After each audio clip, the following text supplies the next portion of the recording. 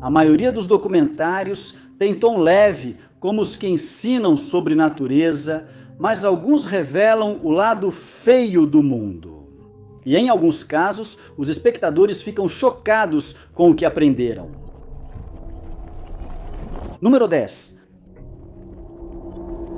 Ao pensar no SeaWorld, recordamos com carinho momentos com amigos, família e os animais incríveis que vivem lá. Mas existe um lado mais sombrio no SeaWorld da Flórida. O documentário Blackfish detalha eventos horríveis que ocorreram lá. Tudo por causa de um animal específico que foi liberado. Blackfish conta-se a história de uma orca chamada Tilica, que foi capturada na costa da Islândia com apenas 2 anos de idade por uma equipe liderada por Howard Goldsberry. Ele foi mantido em um tanque por 12 meses antes de ser transportado para o Sealand do Pacífico em Oak Bay, British Columbia, onde permaneceu em cativeiro. Como tantos outros animais marinhos infelizes, Tilica era a maior orca em cativeiro, medindo 2 metros de comprimento e pesando 12.500 libras. Ao chegar ao Sealand, Tilica passou a conviver com 2 orcas fêmeas grávidas, que se tornaram agressivas com ele. Ao chegar, ele foi transferido para uma piscina menor por segurança e o início do cativeiro de Tilica foi difícil. Eventualmente, ele foi reintegrado à piscina maior, onde ele e as outras orcas fizeram o possível para sobreviver às condições antinaturais que lhes foram impostas. Tilica claramente estava infeliz, o que é esperado ao tirar um animal de seu habitat para entreter humanos. Vale ressaltar que, na época, nunca haviam sido registrados ataques de orcas a humanos em ambiente selvagem. O que ocorreu em seguida evidenciou os riscos e a rapidez desse ato em 20 de fevereiro de 91. Kelty Byrne, estudante de 20 anos e treinadora de animais no Sealand, caminhava ao lado do tanque das baleias, quando ela escorregou e caiu na água. Momentos depois, testemunhas ouviram seus gritos quando ela percebeu que uma das baleias havia agarrado seu tornozelo e começou a arrastá-la para debaixo d'água. Os funcionários tentaram ajudar, mas sempre que se aproximavam de Kelty, uma baleia os impedia, garantindo que nada fosse feito para salvá-la.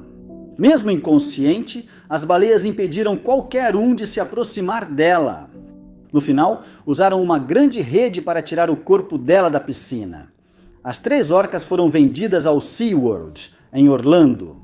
Mas o comportamento de Tilica piorou após sua chegada na noite de 5 de julho de 99. Um homem chamado Daniel Dukes, que acredita-se ser um andarilho, entrou na piscina das baleias e na manhã seguinte foi encontrado morto. Não no fundo da piscina, mas nas costas de Tilica, a baleia tirou outra vida em 4 de fevereiro de 2010, quando o treinador Dom Brancho, de 40 anos, interagia com ela após uma apresentação pública. Ela foi puxada para debaixo d'água pelo braço, mas alguns dizem que foi pelo rabo de cavalo. Tilica faleceu em 6 de janeiro de 2017. O comportamento dele em cativeiro ressaltou como esses animais são frequentemente retirados de seus habitats e mantidos confinados. Como destaca o documentário Peixe Negro. Número 9. O documentário A Escada foca no caso de Michael Peterson e sua esposa Kathleen, em um esforço para descobrir o que causou a morte de Kathleen em dezembro. De 1001, A Escada tenta demonstrar as falhas no sistema de justiça dos Estados Unidos. Enquanto o espectador acompanha os acontecimentos do dia e os processos judiciais, amigos e familiares afirmaram que o casamento parecia perfeito. Michael e Kathleen foram morar juntos 2 anos após o divórcio dele e em 1997 decidiram se casar. Ambos tinham filhos de outros casamentos e também cuidavam de 2 crianças, filhas de George e Elizabeth Ratcliffe, amigos falecidos da família. Michael se destacou como romancista e colunista. Enquanto trabalhava como executiva na Nortel, Kathleen enfrentava pressão, pois a empresa canadense de telecomunicações estava à beira da falência. E ela havia começado a tomar sedativos para lidar com a ansiedade resultante. Quanto a Michael, seus livros não estavam vendendo tão bem quanto antes. O casal sabia que logo teria problemas financeiros com várias crianças sob seus cuidados. Então, no dia 9 de dezembro de 2001, uma tragédia aconteceu pouco antes de uma manhã. Michael chamou a emergência ao encontrar Kathleen inconsciente no fundo da escada de casa. Ele sugeriu que ela escorregou e caiu da escada, mas a polícia achou que a cena dizia outra coisa. A área imediata estava coberta de material biológico e Kathleen tinha 7 cortes na cabeça, o que não condizia com uma queda da escada. Um legista determinou que ela havia sido agredida com um objeto pesado e contundente e foi sugerido que Michael havia tirado a vida dela com um item que eles não conseguiram encontrar na casa. Suspeitava-se que ele usou um atiçador para matar a esposa, escondeu o objeto e ligou para a emergência. Mas havia a questão sobre o motivo de Michael, já que o casamento deles parecia ser feliz. Após sua prisão e julgamento, sugeriram que Michael foi exposto como bissexual pela esposa. O computador dele tinha mais de 2.000 imagens que apoiavam essa teoria, além de vários e-mails entre ele e um acompanhante chamado Brad. A promotoria afirmou que Michael se envergonhou ao ser descoberto e depois tirou a vida de Kathleen. Em vez de enfrentar as consequências, Brad testemunhou que Michael realmente amava Kathleen, e a defesa afirmou que Michael nunca tentou esconder e-mails da esposa. Disseram que ele chegou a ligar para Brad usando o telefone dela várias vezes. Não havia prova de que Kathleen soubesse de Brad ou que isso a incomodasse. Bill disse que a família sabia das preferências de Michael e que ele nunca pensou em tirar a vida da esposa. Não importa o que aconteça, o júri acabou considerando Michael culpado e ele foi condenado à prisão perpétua sem possibilidade de liberdade condicional. Parte do depoimento dos peritos em seu julgamento foi considerada pouco confiável. No novo julgamento, ele fez um acordo Alfred por homicídio culposo, mas seguia dizendo que nunca machucou Kathleen. Número 8. Alguns documentários são elogiados por serem informativos e belos, enquanto outros atraem quem tenta impedir seu lançamento. Foi o caso de Let There Be Light, dirigido por John Huston e lançado em 1946, após a Segunda Guerra Mundial. Nas últimas semanas da guerra, Huston foi a Brentwood, Long Island, visitar soldados feridos no Hospital Geral Mason. Ele queria registrar os momentos antes do retorno deles à vida civil. Huston já era conhecido pelo Exército dos Estados Unidos por ter lançado 2 documentários sobre soldados. O primeiro, intitulado Relatório das Aleutas, foi bem recebido por todos que o assistiram, mas o segundo, chamado A Batalha de San Pietro, causou alguma controvérsia e vários oficiais de alta patente foram vistos saindo. Durante sua primeira exibição em Washington, a Batalha de San Pietro gerou agitação, mas a reação a que haja luz foi ainda maior. Ao chegar ao hospital, Huston notou que a maioria dos soldados tratados tinha transtorno de estresse pós-traumático. Disseram a ele que fariam 10 semanas de terapia para se prepararem para voltar à vida normal. Huston focou em 3 soldados que apelidou de o homem que não lembrava, o que não andava e o que não falava. O homem que não conseguia falar revelou sob hipnose que seu problema começou com a letra S. Isso fazia lembrar o som de projéteis voando durante o combate, levando-o a parar de falar completamente. Mas graças à terapia e aos cuidados que recebeu no hospital, ele conseguiu se recuperar para sua própria surpresa. Huston filmou muitas outras sessões de terapia e ficou surpreso ao descobrir que os soldados que concordaram em ser filmados se recuperaram muito mais rápido do que aqueles que não concordaram. Assim que o documentário foi lançado, usou o anão e o homem não conseguia por 35 anos. Huston sugeriu que isso ocorria porque os militares insistiam que soldados de combate só ficavam mais fortes e que o TEPT era raro. Que haja luz contrariava isso. Em vez de revelar a verdade ao público, decidiram arquivar o documentário. Ele só foi aprovado para lançamento em 81. E, finalmente, o público pôde conhecer a verdadeira devastação sentida pelos veteranos de guerra após o término de seu serviço. Número 7. Quando Daryl Hunt tinha anos, ele foi acusado de tirar a vida de Deborah Sykes, de 25 anos. Ele foi considerado culpado, mas sempre alegou inocência, até que anos depois, uma confissão revelou a verdade. O documentário de Rick Stern e Annie Sanderberg, Os Julgamentos de Daryl Hunt, detalha o crime e os processos judiciais envolvidos. Revela falhas que ocorrem no sistema de justiça americano. Em 84, Deborah era editora de texto de jornal em Winston-Salem, Carolina do Norte. Infelizmente, a vida dela foi interrompida numa manhã de agosto, quando alguém a atacou nos arredores e tirou sua vida com uma lâmina. Antes que alguém soubesse o que tinha acontecido, alguém ligou para o 1, dizendo ser um homem chamado Sammy Mitchell. Ele relatou o ataque e no dia seguinte, os investigadores o localizaram para ouvir o seu lado da história. Eles também falaram com Daryl, um dos amigos de Sammy, mas Sammy negou ter ligado para o 1. E, eventualmente, um homem chamado Johnny Gray admitiu que foi ele quem fez a ligação. Os 3 homens foram entrevistados, mas não deram muitas informações. Depois, o caso tomou um rumo sinistro. Gray contatou a polícia novamente para relatar que viu Deborah com um homem afro-americano pouco antes do ataque. A descrição que ele deu era bem parecida com a de Daryl.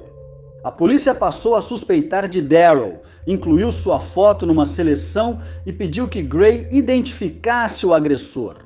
Ele logo apontou Daryl como o homem que viu com Deborah, embora antes tivesse identificado outro homem. O homem escolhido por ele estava preso durante o ataque, então não poderia ter matado Deborah.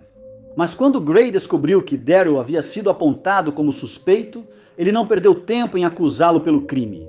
Investigaram toda a vida de Daryl e descobriram que sua namorada era procurada por furto. Ela foi presa e interrogada sobre Daryl após o ataque e disse inicialmente que ele estava com ela. Quando ameaçada de prisão, ela disse que Daryl confessou culpa a ela. Tentou se retratar, mas a declaração foi usada no julgamento de Daryl. Ainda assim, várias pessoas disseram ter visto Daryl com Deborah naquele dia. Testemunhas relataram que ele entrou em um quarto de hotel e, ao sair, deixou toalhas com material biológico de forma descuidada. Daryl disse que ele e Deborah nunca se encontraram, mas mesmo assim foi condenado à prisão perpétua. O veredicto foi anulado ao descobrirem que a declaração retratada da namorada foi usada no julgamento, marcando novo julgamento. 2 detentos disseram que Daryl confessou o crime na prisão e o veredicto foi restabelecido. Pelos próximos 19 anos, Daryl permaneceu preso e só em 2003, um homem chamado Willard E. Brown confessou o crime. Daryl foi inocentado em 2004 e depois criou o projeto Daryl Hunt para a Liberdade e Justiça. Número 6. Por décadas, a usina nuclear Indian Point gerou controvérsia em Nova York. Muitas pessoas achavam que um prédio tão perigoso não deveria ter sido construído, ainda mais tão perto de uma área densamente povoada. Eles acreditavam que era só questão de tempo até acontecer um desastre, como em Chernobyl. O ex-governador de Nova York, André Cuomo, criticou a usina, dizendo que não deveria ter sido construída tão perto da cidade. E ele estava preocupado que a usina não seria capaz de resistir a um desastre natural, como um grande terremoto, caso atingisse a região. Se isso ocorresse, centenas de milhares de vidas estariam ameaçadas. Um derretimento na usina causaria destruição e vazamento de radiação tóxica para Nova York em minutos. Ele temia que a usina virasse alvo de opositores, dos desempenho e fosse sabotada para causar um derretimento. Havia também outros motivos para as pessoas quererem o fechamento da usina. Grupos ambientalistas afirmavam que o rio Hudson era poluído pelos resíduos da usina e que um derretimento traria danos incalculáveis à região e à vida selvagem local. Também foi descoberto que isótopos radioativos estavam vazando dos reatores e que estrôncio foi detectado em peixes que viviam no rio. Se consumidos por outros animais ou humanos, poderiam causar graves problemas de saúde, como câncer, distúrbios ósseos e anemia. Também já havia danos à fauna e flora locais. Até 2 milhões de peixes morriam anualmente nos sistemas de resfriamento da usina, que consumia até 500 milhões de galões de água por dia. Ambientalistas sugeriram fechar e substituir a usina por outra de energia solar ou eólica, mas muitos acreditavam que ela não oferecia perigo. E eles sugeriram que, mesmo que um terremoto atingisse a área, isso não significaria necessariamente que ocorreria um derretimento nuclear. Esses fatores foram abordados no documentário Indian Point, Imaginando o Inimaginável, dirigido por Rory Kennedy e lançado em 2004. A questão principal é se Indian Point deveria operar por mais 20 anos na região e se a Intergy, responsável pela usina, cumpriu todas as regulamentações. Também especula sobre possíveis consequências de um desastre nuclear em Indian Point. Um estudo estima que até 44 mil pessoas provavelmente perderiam a vida durante um derretimento nuclear e que outras 518 mil pessoas poderiam perder a vida, graças aos efeitos de longo prazo que um desastre desse tipo causaria. A usina foi desativada gradualmente, com o último reator desligado em abril de 2020, graças aos protestos contínuos e a um acordo que foi alcançado entre a cidade de Nova York e a Intergy. Número 5.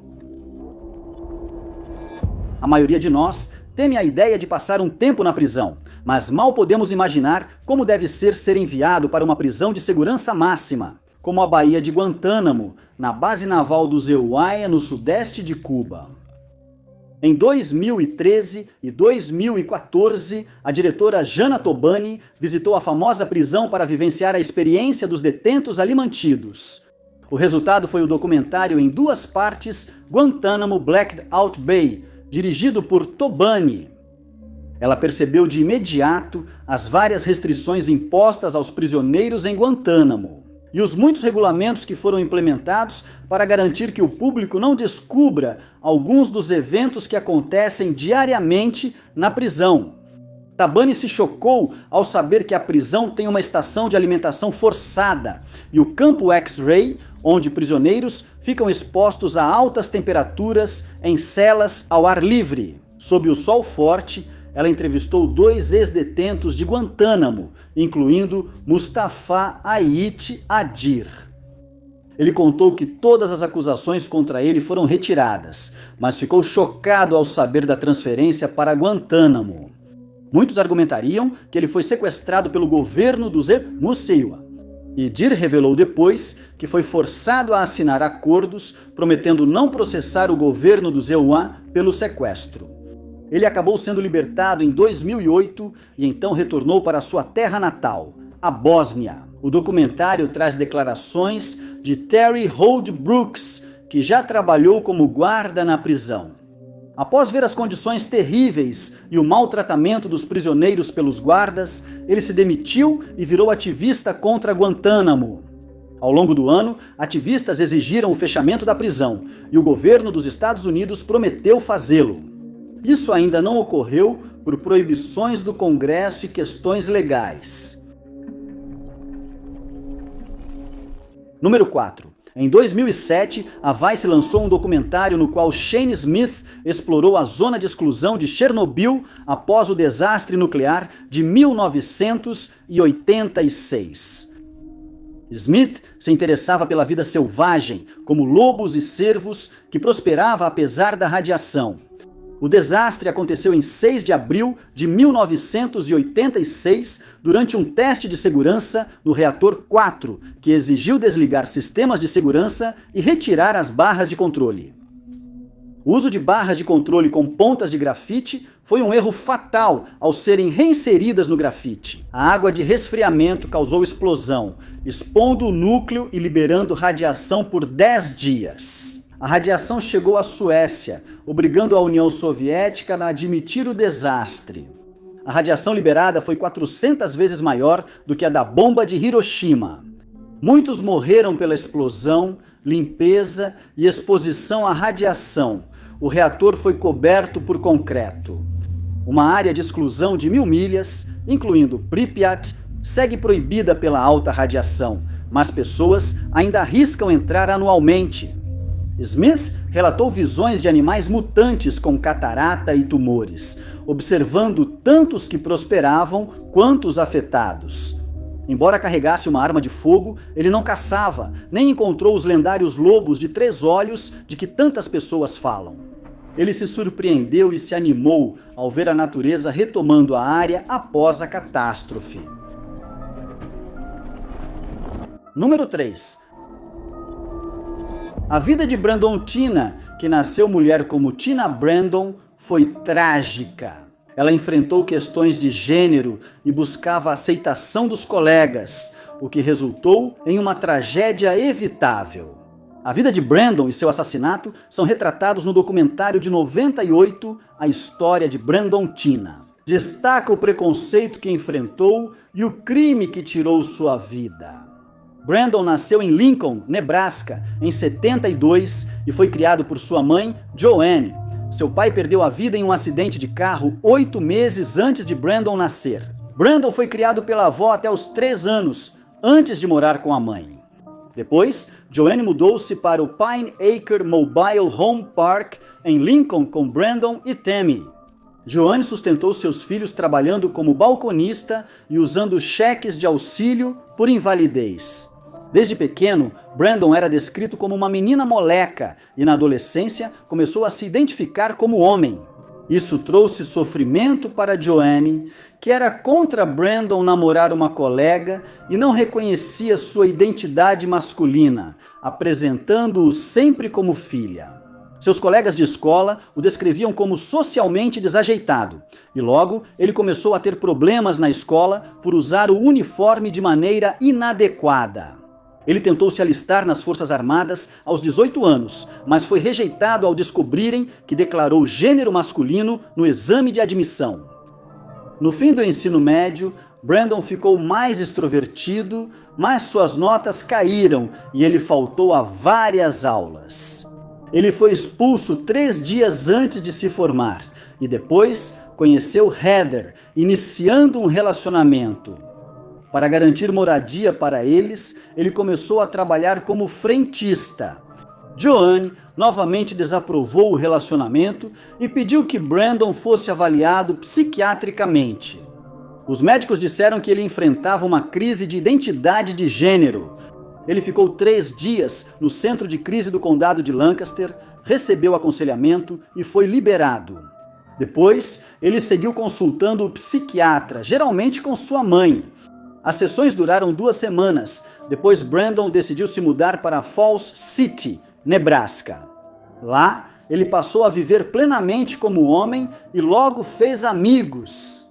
Ele também começou a dividir uma casa com uma mulher chamada Lisa Lambert, Emil Somas, e em poucos meses iniciou um relacionamento com uma das amigas dela, Lena Tisdale. Nesse período, ele passou a conviver com John Lauder e Marvin Nissen, que já haviam cumprido pena. Eles influenciaram Brandon, que passou a cometer fraude com cheques e foi preso. Ele foi libertado sob fiança por Lena, mas depois seu segredo veio à tona. Ao pagar a fiança de Brandon, Lena descobriu que ele havia sido mantido na ala feminina da prisão. Quando ela o confrontou, ele disse que pretendia fazer cirurgia de transição de gênero futuramente. Lena aceitou Brandon sem mais questionamentos e o relacionamento deles continuou. Outros também souberam do gênero de Brandon após um jornal local publicar sobre sua prisão usando seu nome de nascimento, Tina Renée Brandon. Os eventos seguintes foram horríveis. Na véspera de Natal de 93, Brandon, Lana, Nissen e Lauder estavam em uma festa de véspera de Natal quando os 2 homens o sequestraram e o levaram para um frigorífico no condado de Richardson. Lá, eles o agrediram várias vezes antes de levá-lo até a casa de Lena e ordenarem que ele tomasse banho, para se livrar de qualquer possível evidência que pudesse provar a culpa deles. mas Brandon conseguiu fugir por uma janela e voltou para a casa de Lisa.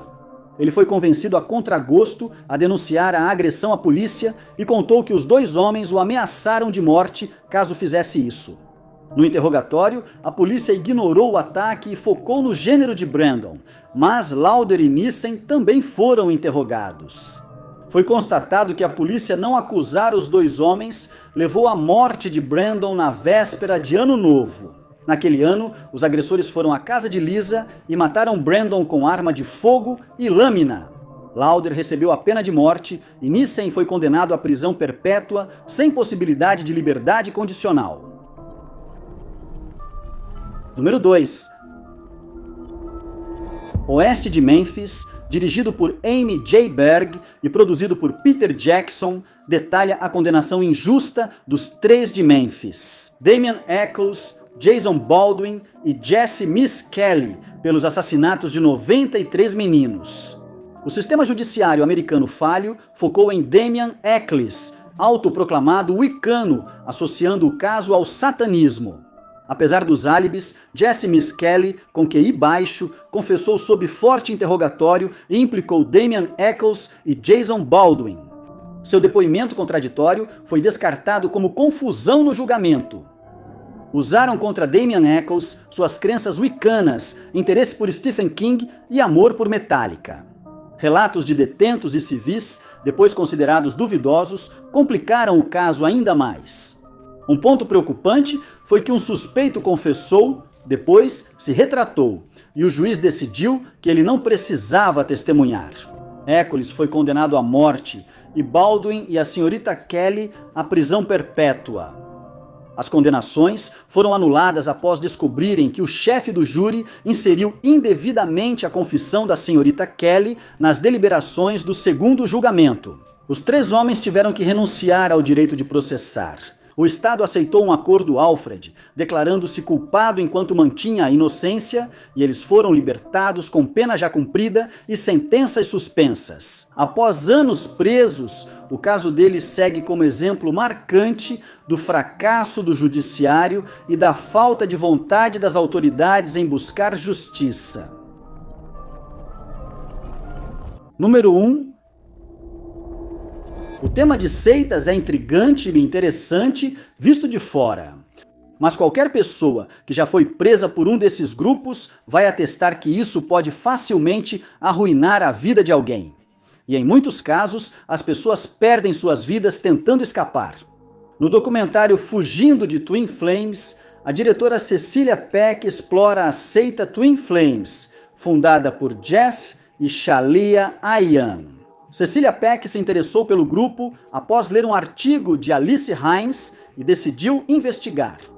O documentário mostra que os Ayans se conheceram online por meio de um amigo e logo decidiram morar juntos. Jeff mudou-se para Sedona, Arizona, onde Shalia vivia. Eles começaram a documentar o relacionamento por meio de uma série de vídeos e, eventualmente, se mudaram para o Havaí. Eles criaram o universo Chama Gêmea e anunciaram no documentário que podiam encontrar a alma gêmea de qualquer um. O casal dizia que o culto usava a espiritualidade da nova era para unir pessoas destinadas a ficarem juntas e afirmava que chamas gêmeas não era um culto. Essa percepção foi criada pelos meios de comunicação sociais e tradicionais quando alguém entra no culto. Eles pagam uma assinatura mensal para participar da Escola de Ascensão das Chamas Gêmeas, que ex-membros descrevem como um reality show no YouTube. Nessas aulas, os membros do culto aprendem a técnica chamada exercícios de espelho.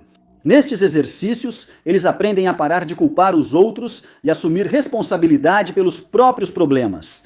No final, 2 pessoas são reconhecidas como almas gêmeas. Isso é feito, de acordo com os éons, sob a direção de Deus. Mas os resultados geralmente são problemáticos, pois muitas vezes apontaram a alma gêmea de alguém fora do universo das chamas gêmeas. Nesses casos, o membro é incentivado a trazer sua alma gêmea para o culto e ainda pagar a taxa alta de assinatura para encontrar seu verdadeiro parceiro. Uma vez, uma mulher que entrou no grupo foi informada que seu ex-marido era sua alma gêmea. e o homem acabou tendo que entrar com uma ordem de restrição para parar o assédio da ex-mulher e do culto. Outro ex-membro revelou que o culto frequentemente incentivava seus membros a serem agressivos na busca por sua alma gêmea, com o perseguidor sendo chamado de chaser, enquanto a alma gêmea apreensiva é chamada de runner. Membros aprendem que um deve ter papel feminino e outro masculino no relacionamento. Jeff e Shayla tentaram várias vezes convencer membros da seita de que eram homossexuais, mas isso não era verdade. Na tentativa de produzir o que consideravam um casal adequado, o casal fundador afirma que seu grupo não é uma seita. Mas, ao fugir, Chamas Gêmeas era filmado. Eles recusaram entrevistas ou perguntas sobre os métodos do grupo e seus treinadores. Em 25. A propriedade do grupo foi invadida pelo procurador-geral e Jeff e Shayla estão sob investigação, como líderes de uma seita que visa lucrar com membros vulneráveis. Muito obrigado por assistirem, pessoal. Se vocês gostaram deste vídeo, não esqueçam de clicar no botão de curtir. Não esqueçam de se inscrever e ativar o sininho para acompanhar nossos vídeos. Sou o Top 5 Anons e até o próximo vídeo.